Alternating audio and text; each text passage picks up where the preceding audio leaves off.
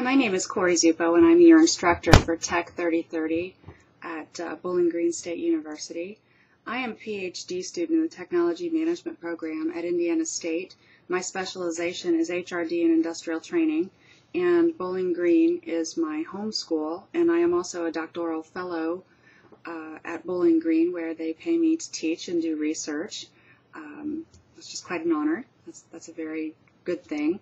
I am all the way through my coursework and hoping to sit for my preliminary exams in late September or early October. The written portion is 12 hours and the oral portion is 2 hours, and I'm actually excited about it. Most people would look at that as sort of a eccentricity, and I suppose it is, but I'm going to look forward to it. I think it's going to be sort of a fun challenge. And then after that, I go straight into dissertation phase, and I hope to commence a teaching career somewhere in academia sometime in the summer. I would hope to defend my dissertation at the very latest, the end of spring 2010, so my schedule is pretty tight. Like many of you, I have been accustomed to balancing home, school, and family obligations with work obligations, although the only work that I am doing now is associated with my fellowship. I have resigned from all consultative positions and directorships that I held before just because the PhD was so demanding. So in our course, we're going to have a number of assignments that as we go along will be developed and tailored to the types of things that you as students are looking for. The big question from the program perspective, the ATE perspective, is how can technology be used to manage and train employees? And of course the obvious answer would be in a training and development environment. However, with the economy the way it is, there are a number of corporations who have already downsized and have trimmed travel budgets and communication budgets, as it were. So the concept of working within a distributed team environment takes on a larger importance when people have to communicate on a very regular basis. Sometimes electronic communication is not enough. Sometimes telephonic communication is not enough. Conference calls are great, but from time to time it's better to have the real person as close to in front of you in the same space as you can get them. And that's where some of the newer technologies to facilitate such things as web conferencing come into play. It's good to know how to leverage these technologies, and the plethora of reasons that you could find to leverage those technologies is only limited by one's imagination and abilities. So what we're going to do for our first assignment is have each of you put together a short video autobiography, similar to what I have done here, telling me what your background is, what your goal is for this course, what types of skills do you bring to the table in terms of background, experience, and education that may help further this course, and what your big questions are relating to the types of things that we're going to cover. It may be a situation where you're not even sure quite what to ask yet as we go along. Some of those things will crystallize. There is no text for the course, as you've noticed from your syllabus.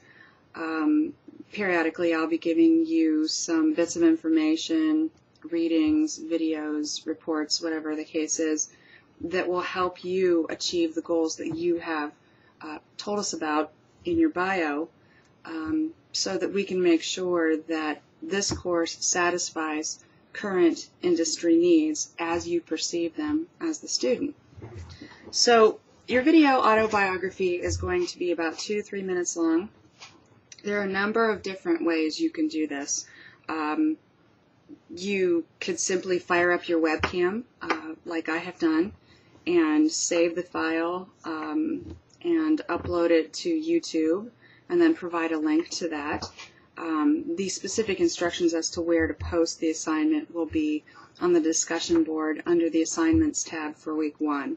that's where everything will be each week. It's going to be broken out by week so that you're very clear as to where things are. I have a strong affinity for reducing as much ambiguity as possible because I think in distance delivery we can really meander off into the sunset in our own respective directions if instructions with regard to assignments are not clear. So if something is not clear, I've provided a number of avenues for you to contact me as well, and I would encourage you to contact me.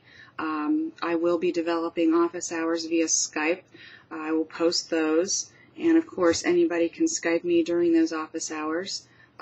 Otherwise, I am online seemingly infinitely, and will try to return any emails, phone calls, or Skype requests within 24 hours. That seems to be a pretty easy mark for me to hit. I would say it's probably usually a matter of 2 hours before I get back to you, if not immediately.